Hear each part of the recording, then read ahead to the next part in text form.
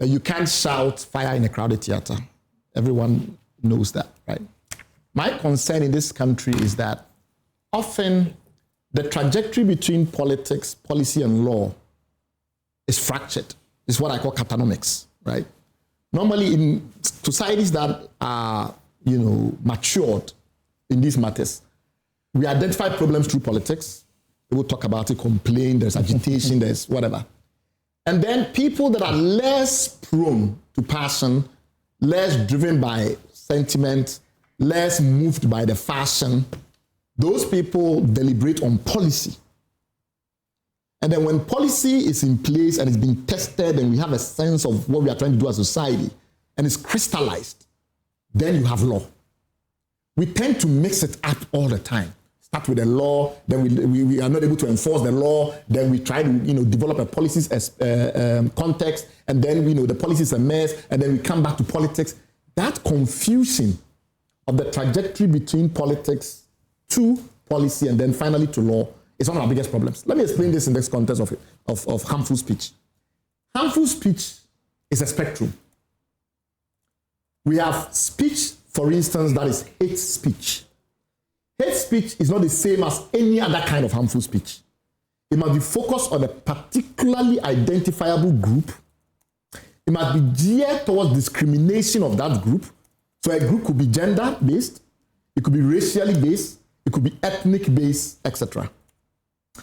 If the speech is intended to foster discrimination against that group, that's hate speech.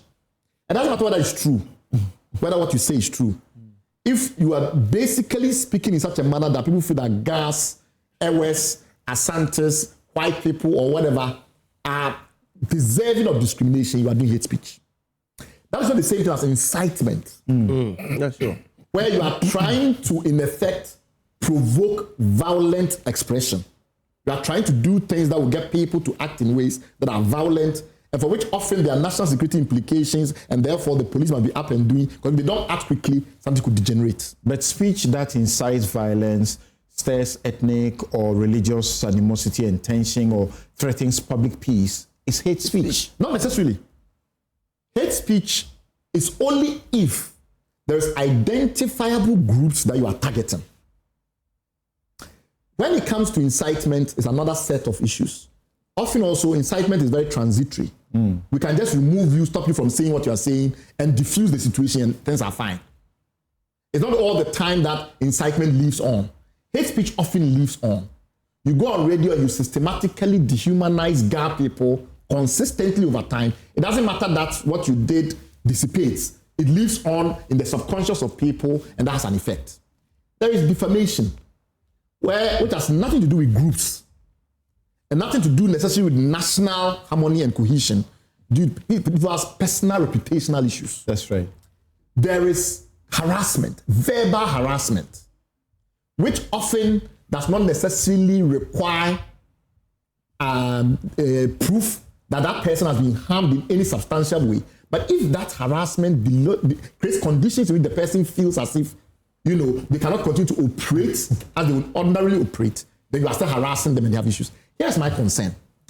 We have not thoughtfully thought through all these different dynamics, decided on what we want to do with incitement per se, hate speech per se, etc., verbal harassment, bullying, etc., created that matrix thoughtfully, attempted to implement it through existing law, learned where there are gaps, and then decided what a new law will achieve. We've not done it. And this is how we do everything in this country. Think of it carefully. In every context, we start like this. There's agitation before we realize there's a new law. And then after a couple of years, we abandon the law. There are laws in this country around littering. Yeah. Massive laws around littering. Yeah. In 2015, some people got up and said we should now introduce criminal penalties for littering because the fines are not substantively effective.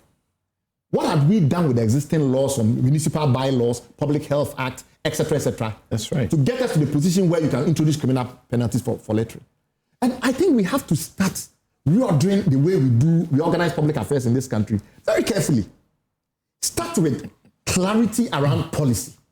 What are we trying to achieve in the different areas of harmful speech? Where is it that existing law is not sufficient, etc.? What is it that we can do to implement current law more effectively against verbal harassment and things like that? And then when you are convinced that you need new law, you have a gaps analysis, you have a need analysis, and you plug in the new law. Last point I'll make is that we tend also to privilege the sensibilities and the interests of the powerful. If Mr. Abronye had gone after me, or somebody else had gone after me repeatedly over several years, I doubt that this action would have been taken. I think it's because he started to target senior members of the security services. We should not introduce law that simply makes life comfortable for the powerful.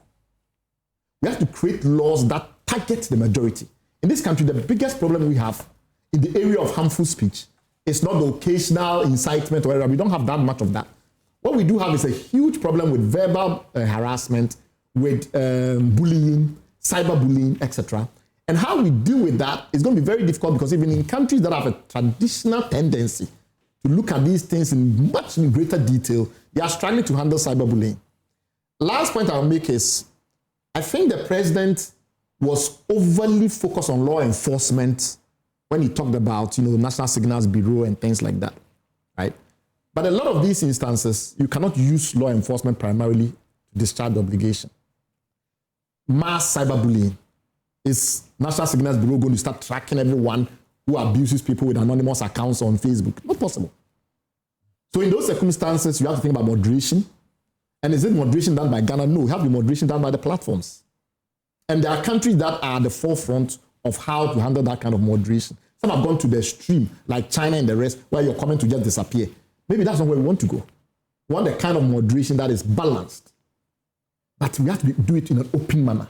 If you're going to get Facebook, Twitter, and the rest, because we remember that towards the election, it was evident that somebody was working with the platforms to freeze accounts, to suspend accounts. As soon as you say something, your account is suspended. It was not open, it was not transparent, it was not policy driven. Was yours suspended? Mine was never suspended, but there were a couple of very prominent people who, I think HKC Prempe, suffered that repeatedly. Yeah. So what was going on was definitely that somebody was, I don't know who was acting. So my view of the matter would be that we have to be transparent about these things, publish the white paper, publish the blue paper, let there be debate, structure it, and then let's test these things in law finally. So